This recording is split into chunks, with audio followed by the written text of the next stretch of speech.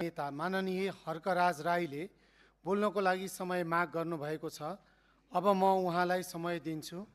माननीय सदस्यले रोस्टमको प्रयोग गर्न सक्नुहुनेछ। समय 10 मिनेट।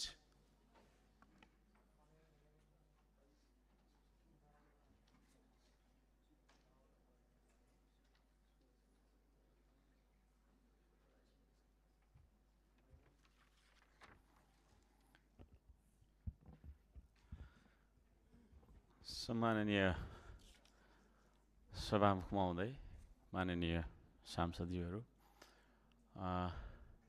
जनताले हामीलाई यहाँ हाम्रो कुरा बोल्नु है भनेर पठाएको कारणले हामी यहाँ बोल्छौँ।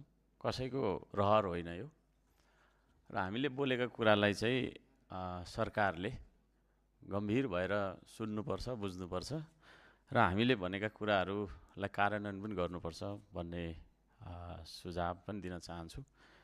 सरकार सफल हुने असफल हुने भन्ने कुरा चाहिँ प्रतिपक्षको कुरा सुन्ने कि नसुन्ने भन्ने कुराले निर्धारण गर्छ जस्तो मलाई लाग्छ। किनभने विगतका अभ्यासहरूले, विगतका परम्परालाई पनि त्यही देखाएको छ। सरकारले प्रतिपक्षको आवाज नसुन्दाखेरि ठिक तरिकाले समस्याहरू समाधान नभएको कारणले त्यस्तो भएको इतिहास छ। त्यो इतिहास नदोहोरियोस् भन्ने अनुरोध गर्न चाहन्छु। यो लिपुलेकमा नाका खोलियो अनि नाकाबाट चाहिँ सञ्चालन भइरहेको छ व्यापार भारत र चीन बीच भन्ने कुराहरू जानकारीमा आएको छ। तर सरकारले चाहिँ यो विषयमा बोलेको छैन। सरकारले बोल्नुपर्छ। हामी चाहन्छौँ सरकारले बोलोस् र के हो त आधिकारिक धारणा नेपाल सरकारको त्यसबारेमा भन्ने कुरा हामी सबैलाई जानकारी होस्।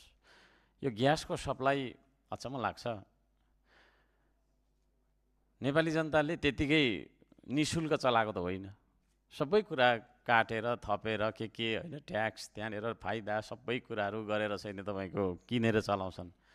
त्यो भेला भएको पैसा चाहिँ कसले लगेर जान्छ? सप्लाई चेन के भएर ब्रेक हुन्छ? सप्लायरलाई पैसा किन पठाउँदैनौँ? त्यो बिचमा कसैले त्यो पैसा चलाइदिन्छ कि क्या हो? यदि चलाइदिन्छ भने सरकारले भन्नु पर्यो यसले चलाउँछ भनेर। होइन भनेदेखि के अरे नेपाली जनताले त पैसा तिरेर चलाएको हुन्छ। अनि पैसा चाहिँ तपाईँको चाहिँ के अरे छ, उठाएको छ, तर उता सप्लायरलाई नपठाएर सप्लायरले नपठाएको हो कि जस्तो चाहिँ मलाई लागिरहेको छ। यो खालको चलन हो भने तुरुन्त यसको अन्त्य गर्नुपर्छ। किनभने विश्वमा ग्यास उत्पादन हुनै छोडेको भन्ने त होइन होला, विश्वमा पेट्रोलियम पदार्थ उत्पादन हुनै छोड्यो भन्ने त होइन होला। त्यो बिचमा कहीँ न कहीँ तपाईँको चाहिँ त्यहाँ पैसा पहिलाको त्यो होइन पुरानो चाहिँ बाँकी तिर्नु अनि हामी पैसा के अरे तेल पठाउँछौँ, ग्यास पठाउँछौँ भन्ने खालको स्थिति जस्तो मलाई चाहिँ लाग्छ। यो कुरा के हो यसलाई चाहिँ नि स्पष्ट पार्नुपर्छ भन्ने पनि अनुरोध गर्न चाहन्छु। थुप्रै विषयहरू छन्। अब एउटै विषयमा फोकस भएर बोल्न समय छैन। कहिलेकाहीँ बोल्दाखेरि थुप्रै विषयहरू समेट्नुपर्ने बाध्यता छ। योजनाहरू थुप्रै हामीले चाहिँ नि गर्ने भनेर भनेका छौँ। हामीले पनि थुप्रै योजनाका फाइलहरू बुझाएका छौँ सम्बन्धित मन्त्रालयहरूमा। मलाई विश्वास छ सरकारले चाँडै नै ठेक्काहरू आह्वान गर्नेछन् र बाटा बनाउनु पर्ने होला, कतै कतै पानीको तपाईँको चाहिँ नि समस्या समाधान गर्नुपर्ने होला, कहीँ कतै कुलोहरू बनाउनु पर्ने होला। ती कुराहरूलाई गफले होइन, आश्वासनले होइन, कामले सरकारले चाहिँ नि प्रमाणित गरेर देखाउनेछ भन्ने मैले विश्वास लिएको छु। सहकारी पीडितहरूले पैसा पाएका छैनन्। सहकारी पीडितहरूको पैसा फिर्ता गर्नुपर्छ सरकारले, होइन? सरकारले कसले तपाईँको चाहिँ नि के अरे ठगी गरे हो, ती ठगी गरेका मान्छेहरूको जाजेथाबाट असुलेर तुरुन्त फिर्ता गर्नुपर्छ। माइती घरमा जहिले हजारौँ सङ्ख्यामा पीडितहरू आएर तपाईँको चाहिँ नि के अरे आन्दोलन गरिराख्नु नपरोस् भन्ने अनुरोध गर्न चाहन्छु। बराब बचत तथा ऋण सहकारी संस्था धरानले अरबौँ रुपियाँ ठगेको छ। एउटा मैले यो विशिष्टीकरण गरेँ। पीडितलाई पैसा फिर्ता गर्नेतर्फ सरकारले ध्यान दियोस्। सुकुम्बासी अव्यवस्थित बसोबासीको बारेमा सरकारले ध्यान दिनुपर्छ। कसरी व्यवस्थापन गर्ने, कसरी चाहिँ नि धनी पूर्जा वितरण गर्ने भन्ने बारेमा सरकारले तत्काल काम गरोस् भन्ने सुझाव दिन चाहन्छु। 2083 साल यो महिना श्रावण महिनाको 5 गते जानकी मन्दिर अगाडि हाम्रा श्रमदाताहरूमाथि दुर्व्यवहार भयो, त्यहाँ कुटपिट भयो। त्यहाँ त्यसरी चाहिँ गुन्डागर्दी देखाउने व्यक्तिहरूलाई सरकारले कारबाही गर्नुपर्छ कि सरकारको अथवा सरकारी पक्षको पनि संलग्नता छ भने हाम्रो संलग्नता छ भनेर भनिदिनु पर्यो, होइन? We want the answer. होइन भने त्यसरी तपाईँको एउटा नागरिकलाई नेपालमा है तपाईँको कहीँ कतै घुम्न डुल्न निषेध गर्ने तपाईँको चाहिँ छुट कसैलाई छैन। हिन्दू सम्राट सेना यो कस्तो सेना हो? यो नेपाली सेनाको समानान्तर सेना हो या कस्तो खालको सेना हो?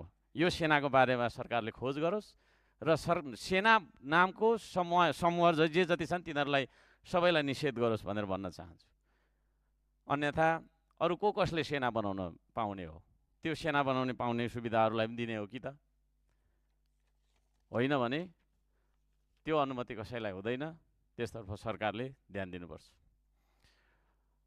अब जातीय छुवाछुत कहिले यो देशमा अन्त्य हुने हो? अझै पनि कोठा पाइनौँ भनेर माइती घरमा रोइराखेको देखिन्छ। मधेसमा त्यहाँका दलितहरूले धारामा जानै पाउँदैनौँ, हामी त कसरी पानी खाने भनेर चाहिँ रोइराखेको कुरा पनि हामीलाई बोध भएको छ। त्यसतर्फ पनि सरकारले ध्यान दियोस् र यो जातीय छुवाछुत र विभेदको अन्त्य गर्नुपर्छ। युवाहरूले आत्मदाह गर्न थाले, त्यसको मतलब हामीले युवाहरूलाई आशा दिन सकेनौँ। हामीले आशा दिन सकेनौँ, विश्वास दिन सकेनौँ है। हामीले चाहिँ नि बाँच्ने कारण, द रिजन अफ लिभिङ दिन सकेनौँ युवालाई। त्यसो भएको कारणले गर्दाखेरि सरकारले श्रम, उत्पादन, औद्योगिकरण, रोजगारी अवसरतर्फ चाहिँ ध्यान दियोस् भन्ने सुझाव म दिन चाहन्छु।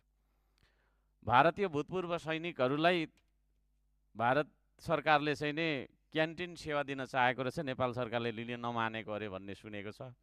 यो विषयमा सरकारले ध्यान दियोस् र हाम्रै दाजुभाइहरू हुन् भूतपूर्व सैनिकहरू, उनीहरूलाई दिनुपर्ने सेवा सुविधा दियोस् भन्ने माग गर्न चाहन्छु। हाई टेन्सन त्यो बिजुलीको तारले गर्दाखेरि अब धेरै मान्छेहरू वर्षेनी दुर्घटनामा परेर करेन्ट लागेर ज्यान गुमाउने गरेको पनि देखिएको छ। धरानमा पनि एउटा हाई टेन्सन तारको लाइनको समस्या छ, त्यसतर्फ सरकारले ध्यान दियोस्। सुनसरी क्षेत्र नम्बर 1 मेरो चुनाव क्षेत्रको बरा क्षेत्रको कालाबन्जा र बाङ्गेमा डुबानको अवस्था छ, त्यसतर्फ पनि सरकारले ध्यान दियोस् र त्यहाँ के गर्नुपर्ने भन्ने कुरा गरोस् भन्ने माग गर्न चाहन्छु। रामधुनीको 64 बिघा, रामधुनी नगरपालिकाको 64 बिघा भन्ने ठाउँमा चाहिँ भूमाफियाहरूले त्यहाँको सबै जग्गा चाहिँ हाम्रो हो भनेर आफ्नो नाममा गरेको रहेछ। अनि त्यहाँका बासिन्दाहरूलाई चाहिँ नि 50 वर्ष 60 वर्षदेखि एक खालको पीडाको महसुस भइरहेको छ। त्यसको अन्त्य होस् भनेर मैले ध्यानाकर्षण गराउन चाहन्छु। शक्ति पृथकीकरण, हामी व्यवस्थापिकामा छौँ, अदालतको कुरा हामी यहाँ गर्न चाहँदैनौँ। तथापि अदालतमा भएका फैसलाहरूका मुद्दाहरूको पूर्ण पाठ चाहिँ छिटो गरी अदालतबाट पनि तपाईँको चाहिँ सम्बन्धित निकायमा पठाए राम्रो हुन्थ्यो। सर्दो जलाधारको कारणले गर्दाखेरि हजारौँ त्यहाँका स्थानीयहरू पीडित छन्। वर्षौँदेखि मुद्दा फैसला भयो भन्ने चाहिँ आएको छ, पूर्ण पाठ गएको छैन। त्यसले गर्दाखेरि त्यसतर्फ म सम्बन्धित निकायलाई ध्यान आकर्षण गराउन चाहन्छु। अन्त्यमा यो नेटवर्क अनलाइन बिजनेस भन्ने अहिले आएको रहेछ।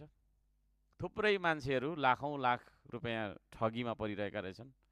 त्यसो भएको कारणले गर्दाखेरि म सम्पूर्ण नेपाली समाज, नागरिक समाजलाई पनि भन्न चाहन्छु, लोभले लाभ, लाभले विलाभ हुने खालको होइन अनलाइन स्क्यामहरू, अनलाइनमा यति पैसा लगाउँदा यस्तो हुन्छ भन्ने किसिमको कुनै छ भने त्यसमा कोही पनि पैसा लगानी गरेर संलग्न नहुनु होला र त्यस्तो गर्ने मान्छेहरूलाई पनि नेपाल सरकारले कारबाही गरोस् म भन्न चाहन्छु।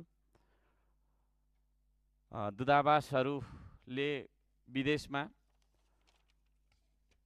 प्रवासमा काम गरिरहेका नेपाली दाजुभाइ दिदीबहिनीहरूको पीडालाई उचित तरिकाले सम्बोधन गरेको छैन भन्ने कुरा जानकारीमा आएको छ। त्यसो नहोस्, सबैले काम गरौँ, इमान्दार भएर काम गरौँ। हामी सबैजनाले काम गरौँ, हाम्रो धरती, हाम्रो आकाश, हाम्रै परिवेश, श्रम गरौँ सबै मिली बनाऊ यो देश, काम गरौँ सबै मिलेर भन्न चाहन्छु। र अन्त्यमा एउटा अनुरोध म राख्न चाहन्छु। अब यो विपद भयो, यस्तो भयो, उस्तो भयो भनेर चाहिँ नि हामी भनिरहन्छौँ। यो विपदमा हामीले के काम गर्न सक्छौँ त?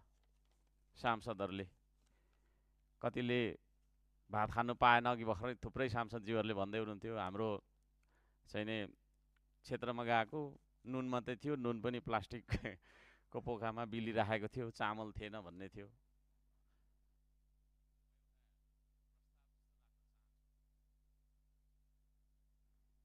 समय सकियो कि के हो?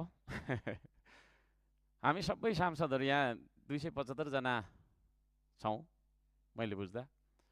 हामी सबैले हाम्रो सुविधाको 50-50 हजार निकालेर एउटा त्यो राहत कोष बनाउँदाखेरि 1,37,00,000 समथिङ हुने रहेछ।